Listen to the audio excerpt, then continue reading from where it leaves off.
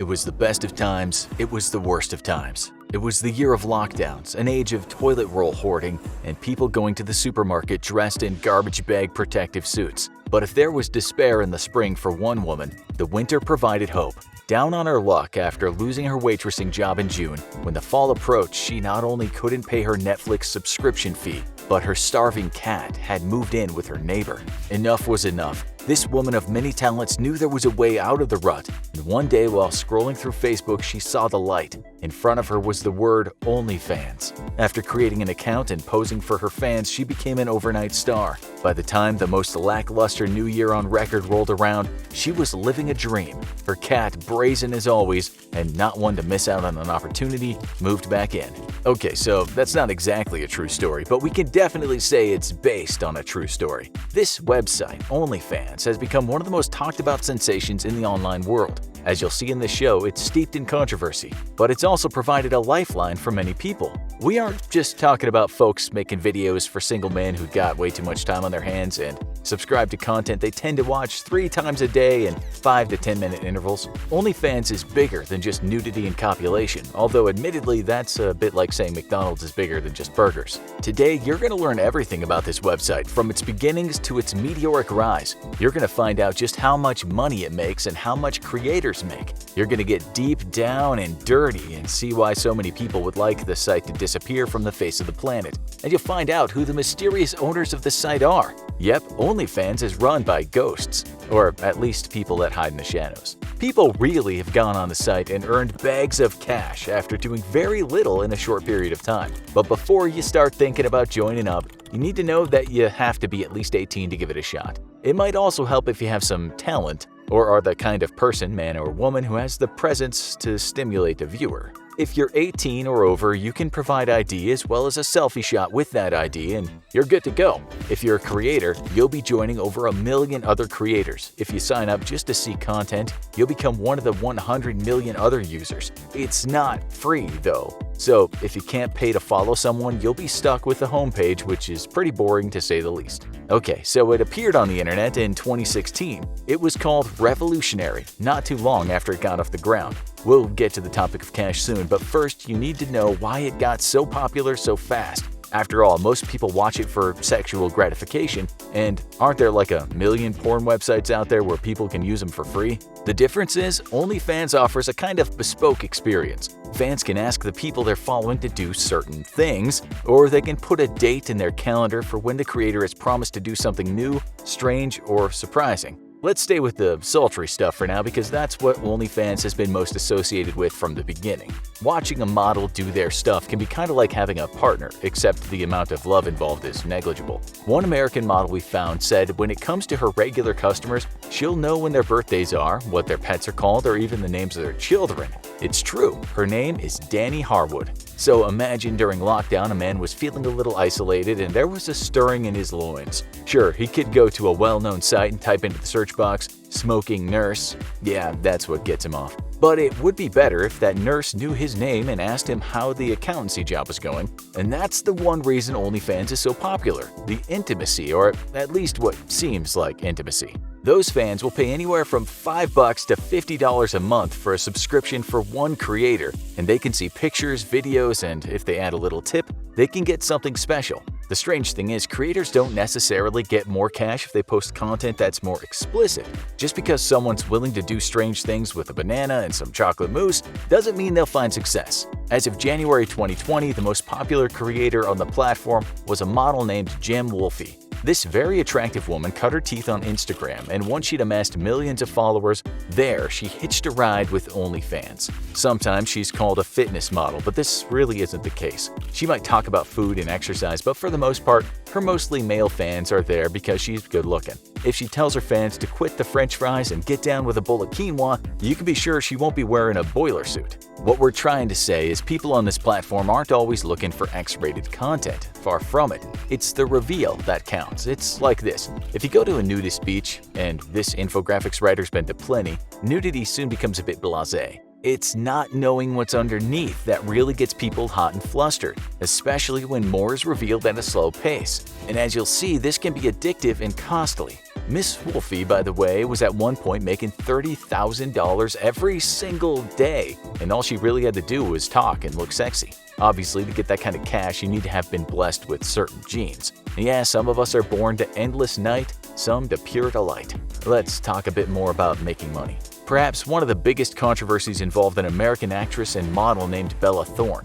She made an astounding $1 million in one day on the platform. She told fans that she'd go the full Monty if they provided her with a couple of $100. When the time came, she wasn't nude at all and was dressed in lingerie. Some of those desperados who'd sent her their hard-earned money demanded their cash back. As for sex workers that actually do take off their kit on the site, they were livid. Here was a woman trespassing on their patch. We'll soon get back to sex workers. The person that makes the most cash on Onlyfans is a woman named Black China. She rakes in something like $20 million a month. The celebrity has her boobs done, lips done, butt done, and so you won't be surprised to hear she's appeared on the cringe-worthy, immensely popular reality TV show Keeping Up with the Kardashians, a show that kind of represents having your life done. For $20 a month, you can watch China doing stuff that makes men with a foot fetish soil their underwear. The reason ready-made stars make so much cash is because a lot of people in this world are crazy about celebrities. And with OnlyFans, you can get up close to them and even ask them to do stuff. For them, it's practically a pay-for-play religious experience that's on demand. One of the biggest male celebrities on there is the American rapper named Aaron Carter. He goes a bit further than the women we've just talked about in that he really will go the full Monty for a price. Other guys have made a fortune too, such as the YouTube star named Nick Avocado. For a monthly fee, you can watch this hyperactive melodramatic human smurf eat 10 kilos of fast food in one sitting. If you're wondering why people are willing to pay to watch some loud goof eat lots of food, we have to get a bit scientific. First, you need to know that a man once coined the term limbic capitalism, referring to the part of the brain called the limbic system and how it can be exploited. This part of the brain wants stimuli. In fact, it's addicted to stimuli. That's why so many influencers are colorful and loud and over the top. That bit of the brain is responsible for you buying a power-up on Angry Birds Friends. It's why you can't put down your damn phone. Tech companies know how to create addictive products, and OnlyFans is one of them. The stimuli in this case is much more intense because you can direct the movie, you can see novel acts and explore your fetishes, but only if you keep tipping the performer. The site is like sexual heroin. You always have to go back to the dealer for that one last hit. What's also alluring is the fact that you never quite know what the product is you'll get. Okay, enough of celebrities and influencers. What about the hardworking folks that are just trying to make a living?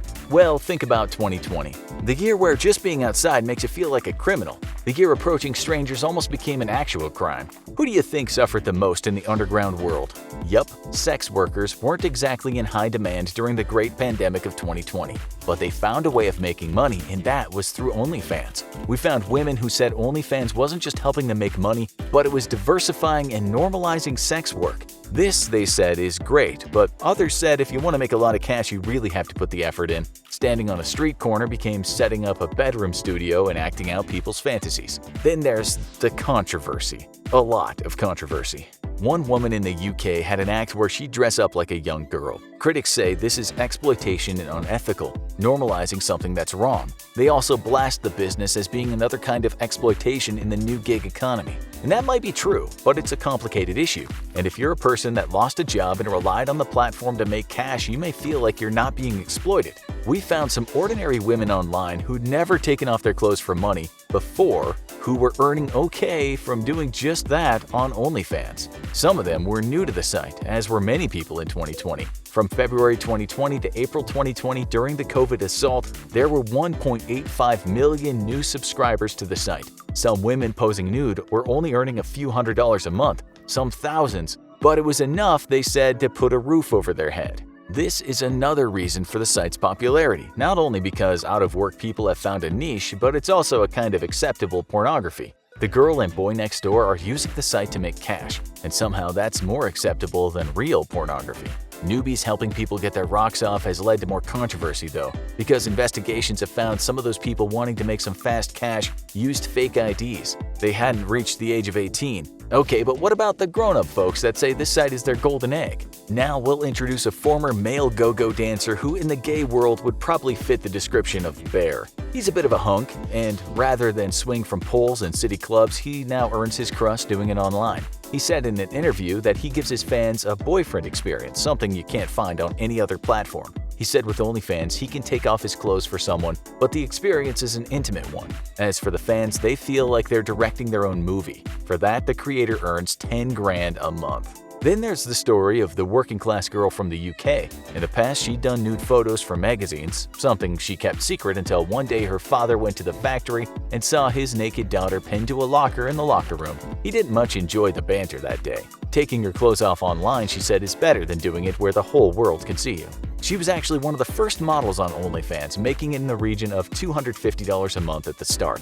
Then she started dressing up, doing special shows on certain days, and even let men bet on her if she ordered a pizza but went to collect it from the delivery guy with no clothes on. She became a big success after that. She told the New York Times that this way men were getting a much better experience than they did from porn. I'm like their online girlfriend, she said. She soon was bringing in $50,000 a month, and that was without being a celebrity. Like all the other OnlyFans creators, she gets 80% of what she brings in. OnlyFans gets a 20% cut. But with all the processing fees, the site actually gets 12%. The question is, who are the people taking the 12%? That's still a bit of a mystery. It was started by a British company called Phoenix International Limited, but if you Google that, you won't find a website. You can see it's an entertainment company based in London, and you can see its annual revenue is $4.59 million, but that's about it. So who is this entertainment company?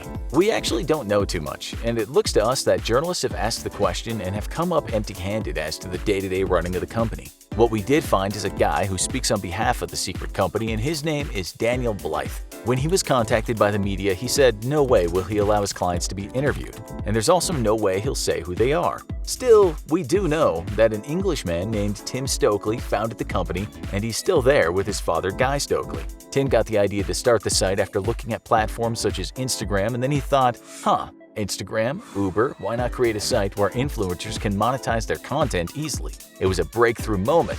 We're not sure he ever thought the most popular kind of content would be sexual. Maybe he had cooking in mind, or gardening, or maybe he knew exactly what would happen. To say his idea was good would be a massive understatement. In December 2020, 500,000 people were using the site each day, and it was paying out $200 million a month to the creators. As for users, during that year, 150,000 new ones were joining every day. In sales that year, it generated in the region of $2 billion.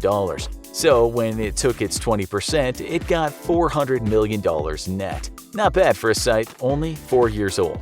As for those top earners, OnlyFans is a bit like itself. The vast majority of the money that goes through the site goes to the big stars, what you could call the OnlyFans elite. It's thought the top 1% of creators earns 33% of the cash. The site's only going to get bigger as more influencers, models, musicians, actors, you name it, realize they can make it big there. Right now, the company's looking at opening offices in Asia and Latin America. OnlyFans may have started out attracting folks in the porn niche, but that's a thing of the past. Mixing Instagram with YouTube and Pornhub with Facebook will likely work, and while our limbic systems override our frontal lobes, we might not be able to resist the temptation. Now you need to watch this. How successful is Pornhub? Or have a look at this. Female orgasm versus male orgasm. How do they compare?